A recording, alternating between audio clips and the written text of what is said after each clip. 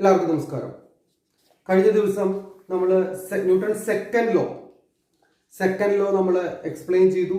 Second law ഒന്നുകൂടി ഇവിടെ recall ചെയ്യണം, ഒന്നുകൂടി ഓർമ്മ പുതുക്കണം. എന്താ? The rate of change of momentum of a body is directly proportional to the unbalanced external force. Rate of change of momentum of a body is directly proportional to the unbalanced external force. Rate of change of momentum, ഒരു വസ്തുവിനുണ്ടാകുന്ന ആക്കവ്യത്യാസത്തിന്റെ നിരക്ക് അതിന്റെ മുകളിൽ അനുഭവപ്പെടുന്ന അസന്തുലിതമായ ബാഹ്യബലത്തിന് നേർ അനുപാതത്തിലായിരിക്കും. അപ്പോ നമ്മൾ ആദ്യം ഫസ്റ്റ് ലോ പറഞ്ഞ സമയത്ത്, ന്യൂട്ടന്റെ ഒന്നാം ചലന നിയമം പറഞ്ഞ സമയത്ത് അതിന്റെ ഏറ്റവും വലിയ അഡ്വാൻറ്റേജ് ബലത്തിനും ഇനർഷ്യക്കും നിർവചനം കൊടുക്കാൻ കഴിഞ്ഞു. ഫോഴ്സിനും ഇനർഷ്യക്കും ബലത്തിനും ജഡത്വത്തിനും ഡെഫിനിഷൻ കൊടുക്കാൻ കഴിഞ്ഞു എന്നുള്ളതാണ് ഏറ്റവും വലിയ അഡ്വാൻറ്റേജ് എന്ന് പറഞ്ഞു. ടെക്സ്റ്റിൽ ഒരുപക്ഷെ അങ്ങനെ പറഞ്ഞിട്ടുണ്ടാവില്ല. സെക്കൻഡ് ലോന്റെ ഏറ്റവും വലിയ അഡ്വാൻറ്റേജ് ബലത്തിനെ ക്വാണ്ടിറ്റേറ്റീവ് ആയിട്ട്, ഫിസിക്സ് ഞാൻ എപ്പോഴും പറയുന്നതാണ്, ഫിസിക്സ് രണ്ട് തരത്തിൽ പഠിക്കാം, ക്വാളിറ്റേറ്റീവ് ആയിട്ടും ക്വാണ്ടിറ്റേറ്റീവ് ആയിട്ടും. ബലം എന്താണ് എന്ന് പഠിക്കുന്നതാണ് ക്വാളിറ്റേറ്റീവ് ആയിട്ട്. ക്വാണ്ടിറ്റേറ്റീവ് ആയിട്ട് പഠിക്കുക അതിനെ നമുക്ക് അളക്കാനുള്ള ഇക്വേഷൻ കാര്യങ്ങളാണ് ക്വാണ്ടിറ്റേറ്റീവ് ആയിട്ടുള്ള പഠനത്തിന്റെ രീതി. അപ്പൊ ന്യൂട്ടൺ അതും കൂടി ചെയ്തു. സെക്കൻഡ് ലോയിൽ നിന്നും അദ്ദേഹം ബലം അളക്കാൻ, ഫോഴ്സ് മെഷർ ചെയ്യാനുള്ള ഇക്വേഷൻ ഡിറൈവ് ചെയ്തു. അതാണ് അത് നമ്മളിവിടെ നമ്മുടെ ഈ ക്ലാസ്സിലെ പ്രധാന ലക്ഷ്യം, ആ ഇക്വേഷൻ ഡിറൈവ് ചെയ്യലാണ്. അപ്പൊ ഇക്വേഷൻ ഡിറൈവ് ചെയ്യാൻ അക്കോർഡിംഗ് ടു സെക്കൻഡ് ലോ, രണ്ടാം ചലന നിയമത്തിൽ പറയുന്നത് എന്താ? The external unbalanced external force is directly proportional to rate of change of momentum. Rate of change of momentum, change in momentum means mv minus mu.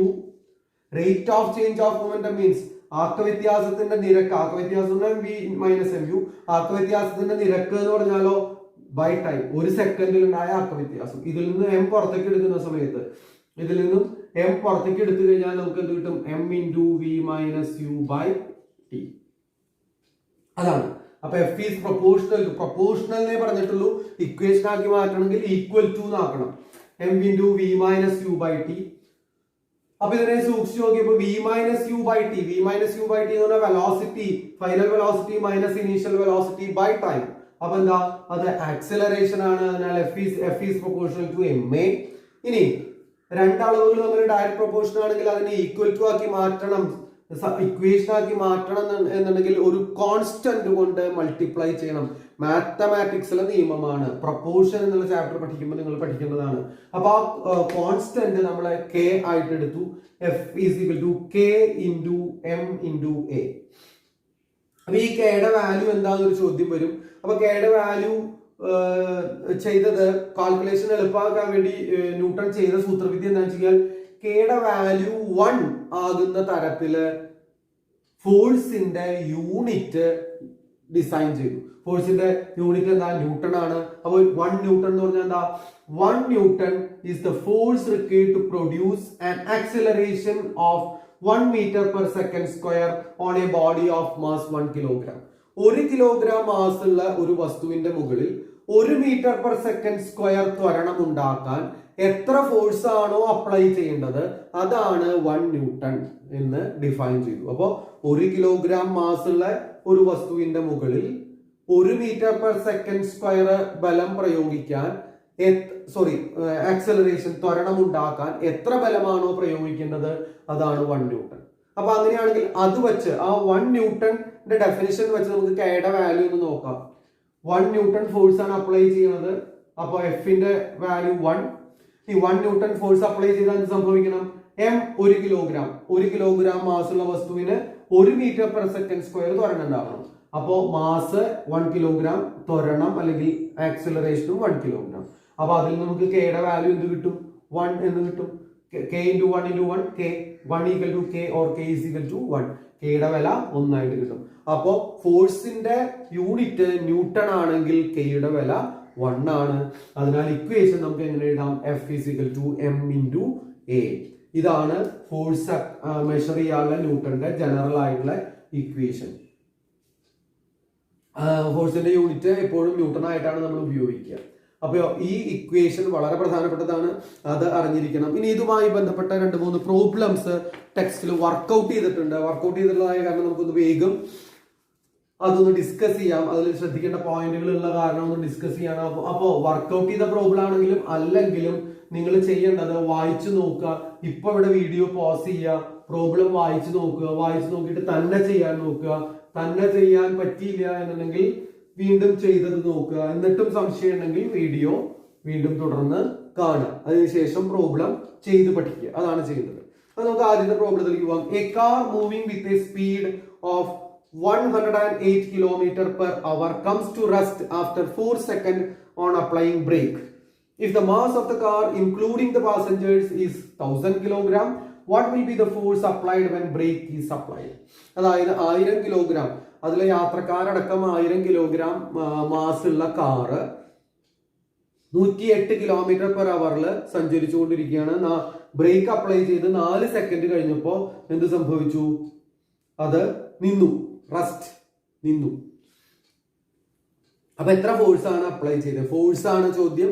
Force measure ചെയ്യാനുള്ള equation നമ്മൾ പഠിച്ചു കഴിഞ്ഞു. അപ്പൊ ഫിസിക്സിൽ പ്രോബ്ലം കിട്ടിക്കഴിഞ്ഞാൽ ഞാൻ എപ്പോഴും പറയുന്നതാണ് ആദ്യം ചെയ്യേണ്ടത് പ്രോബ്ലത്തിൽ തന്നിരിക്കുന്ന വാല്യൂസ് എഴുതുക. അപ്പോൾ സ്പീഡ് തന്നിട്ടുണ്ട്. സ്പീഡ് എന്ന് പറഞ്ഞാൽ ഇവിടെ സ്ട്രെയിറ്റ് ലൈൻ മോഷൻ ആണ്. അപ്പൊ അത് വെലോസിറ്റി ആണ് നമുക്ക് വിചാരിക്കാം. അപ്പൊ വെലോസിറ്റി എന്ന് പറയുമ്പോൾ ഇനീഷ്യൽ വെലോസിറ്റി ആണോ ഫൈനൽ വെലോസിറ്റി ആണോ? 108 km/h സഞ്ചരിച്ചു കൊണ്ടിരിക്കുന്ന കാറ് ബ്രേക്ക് അപ്ലൈ ചെയ്തപ്പോൾ നിന്നു അറ്റ് റെസ്റ്റ്.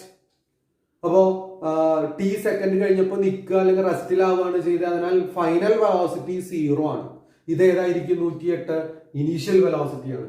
അപ്പൊ u is equal to 108 km/h, v is equal to 0, m is equal to 1000 kg.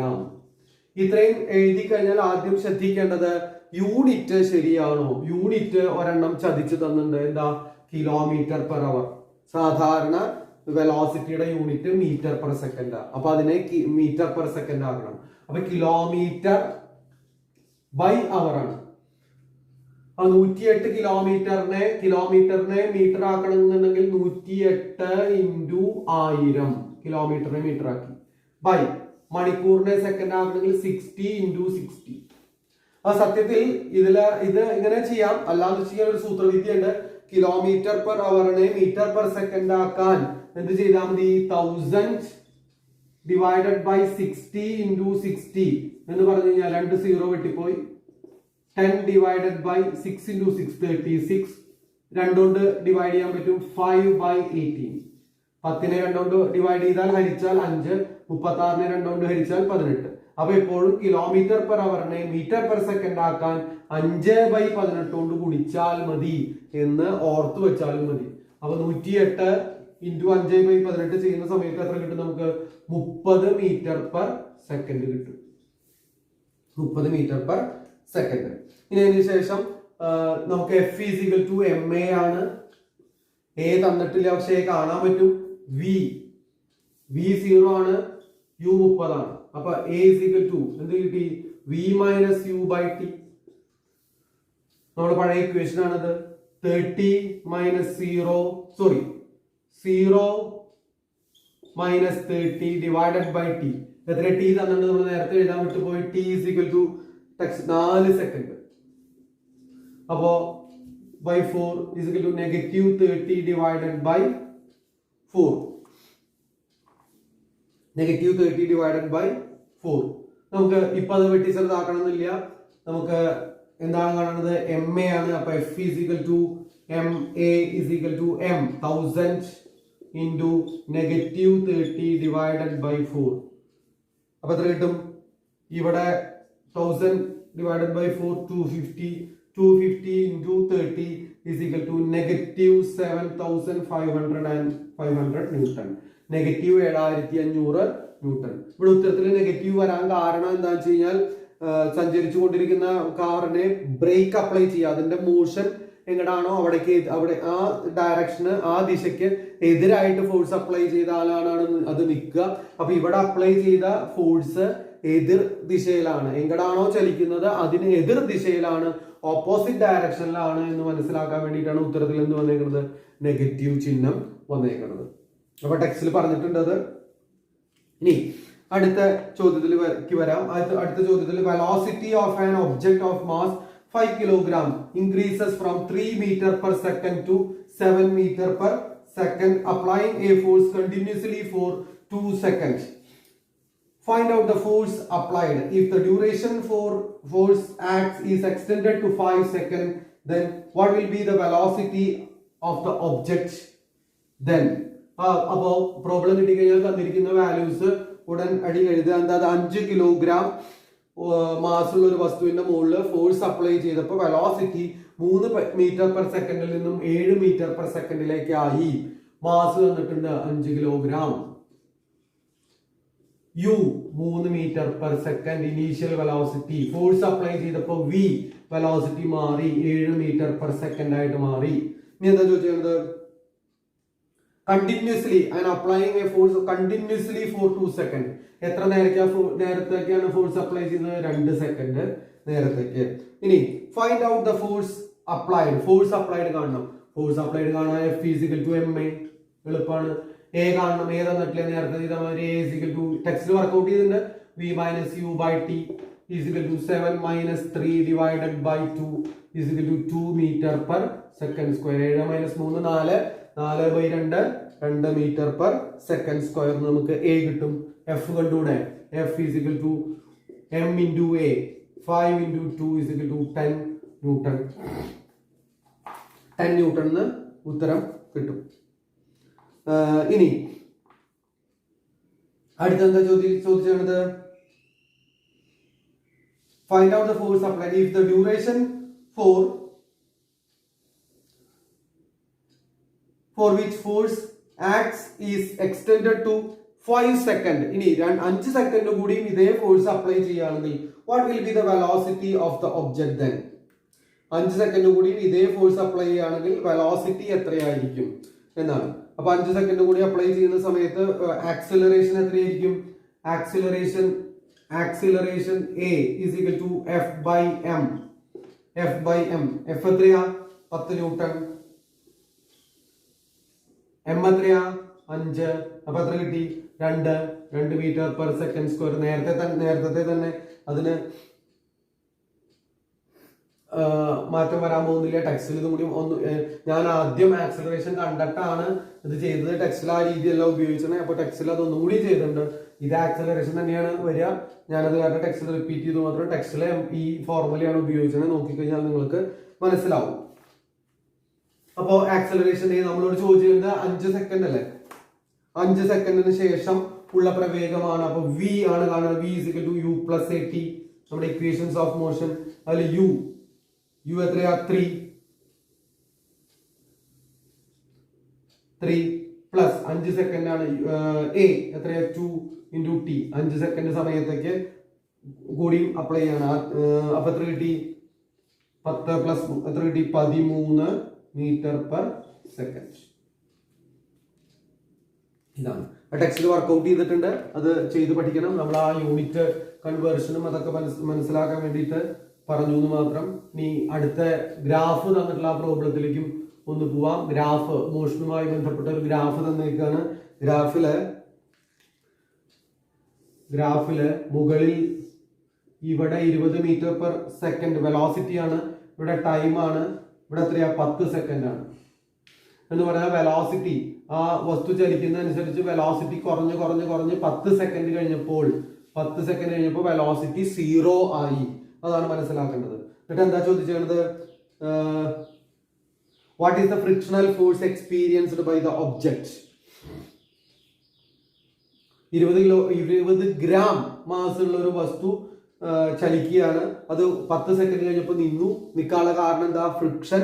ആ വസ്തുവിന്റെ ചലന ദിശയ്ക്ക് എതിരായിട്ട് ഫ്രിക്ഷൻ അല്ലെങ്കിൽ ഘർഷണ ബലം അനുഭവപ്പെട്ട കാരണമാണ് നിൽക്കുന്നത്. നമ്മളോട് ഘർഷണ ബലം കാണാൻ പറഞ്ഞിരിക്കുകയാണ്. നമുക്ക് തന്നിട്ടുണ്ട് എം എത്രയാ? 20 ഗ്രാം. അപ്പൊ ഞാൻ എപ്പോഴും പറയുന്നു ഉടനടി യൂണിറ്റ് മാറ്റണം. Equal to 20 divided by 1000 kilogram. അത്രയും കിലോഗ്രാം. ഇനി നമുക്ക് എന്താ തന്നേക്കണത്? ഇനീഷ്യൽ വെലോസിറ്റി എത്രയാ? 20 metre per second. Final velocity നിൽക്കുകയാണ്. എത്രയാണ്? 0. അതിൽ നിന്ന് നമുക്ക് എന്ത് കാണാം? എ കാണാം. A is equal to 0 minus 20 V minus U. A is equal to V minus U by T is equal to 0 minus 20 divided by T എത്ര 10 second is equal to negative 20 by 10 is equal to negative 2. Negative 2 ആണ് ത്വരണം. അങ്ങനെയാണ് force എത്രയാ? Force F is equal to MA is equal to M എത്രയാ? 20 divided by 1000 into negative 2. 20 divided by 1000 into negative 2. അപ്പോൾ അത് കിട്ടും negative 0.04 newton. 20 into 2 40 ആണ്. 20 into 2 40 ആണ്. Negative 40 by 1000 വരും. 3 സ്ഥാനം നീക്കണം. അപ്പൊ 0.04 ന്യൂട്ടൺ. ഇതാണ് ഉത്തരം. ഇവിടെ നെഗറ്റീവ് വരാൻ കാരണം, ഉത്തരത്തിൽ നെഗറ്റീവ് വരാൻ കാരണം എന്താ? ആ സഞ്ചാര ദിശയ്ക്ക് എതിരായിട്ടാണ് ബലം പ്രയോഗിക്കപ്പെടുന്നത്. അപ്പൊ ഇത്രയും ചെയ്ത് പഠിക്കുക. ഈ ചാപ്റ്ററിൽ നിന്ന് പ്രോബ്ലം ചോദിക്കും, വളരെ പ്രധാനപ്പെട്ടതാണ്. ഒരു ടെക്സ്റ്റിൽ ഒരു പ്രോബ്ലം കൂടി വർക്ക്ഔട്ട് ചെയ്യാൻ ഇട്ടിട്ടുണ്ട്. അത് തന്നെ ട്രൈ ചെയ്യുക. അടുത്ത ക്ലാസ്സിൽ നമ്മൾ അത് ചെയ്യും. അപ്പോൾ എന്നിട്ട് തെറ്റ് തിരുത്തുക. ഓക്കെ.